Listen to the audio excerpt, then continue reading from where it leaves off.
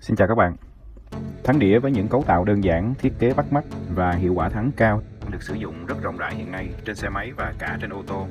Quan sát thực tế bạn sẽ thấy có nhiều loại thắng đĩa với một số đặc điểm khác nhau được bố trí trên nhiều dòng xe. Trong video này mình sẽ nói về những khác biệt trên các loại thắng đĩa cũng như khi nào ta nên lắp đặt một loại thắng đĩa khác với thông thường.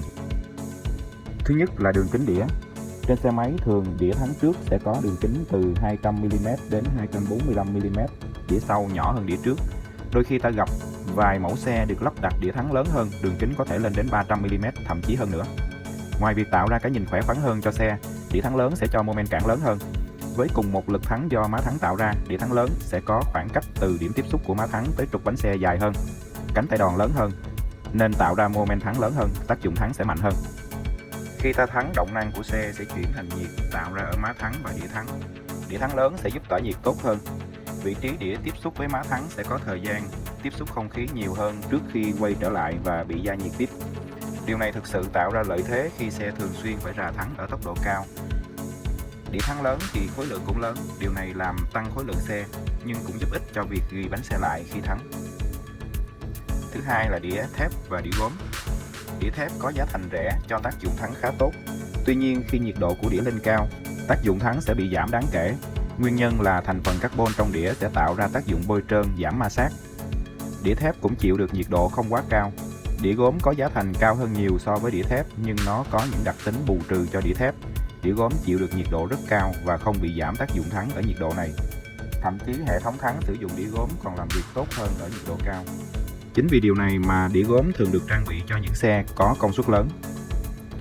Thứ ba là đĩa nguyên khối và đĩa ghép.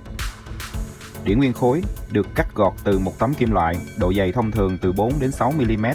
Trên mặt đĩa có các khe lỗ tản nhiệt và phân tán nước bám vào. Đĩa nguyên khối có giá thành rẻ, hoạt động tốt ở điều kiện thông thường. Đĩa nguyên khối được dùng rất phổ biến trên các xe có công suất thấp hoặc dành cho những xe sử dụng tốc độ không quá cao, không tạo áp lực lớn lên hệ thống thắng. Tuy nhiên khi nhiệt độ quá cao thì sự giãn nở giữa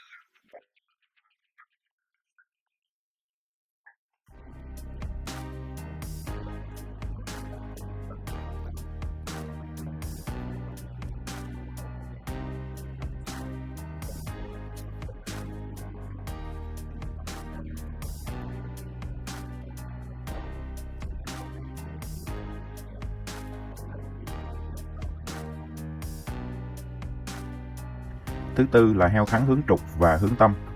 Heo thắng hướng trục là loại tiêu chuẩn thường trang bị cho xe máy cỡ nhỏ với ưu điểm là giá rẻ. Ta dễ dàng nhận ra loại heo thắng này với vị trí siết bu lông giữ hướng vào đĩa thắng. Heo thắng hướng tâm với các vị trí siết bu lông hướng vào tâm của bánh xe. Loại này thường xuất hiện trên những mô tô cao cấp, xe đua. Giá thành cao, độ thẩm mỹ cao. Nhưng quan trọng là loại heo thắng hướng tâm này phù hợp với loại phuộc upside down vì không cản trở hành trình phuộc. Loại heo thắng này cũng có thể dễ dàng thay đổi khoảng cách tới trục bánh xe để dễ dàng sử dụng loại đĩa thắng lớn hơn. Vừa rồi là những chia sẻ của mình về các khác biệt trên đĩa thắng dành cho xe máy. Những cái sự khác biệt này chỉ là một phần và mình sẽ nói tiếp nó ở phần video thứ hai. Cảm ơn các bạn đã theo dõi. Thân ái chào tạm biệt.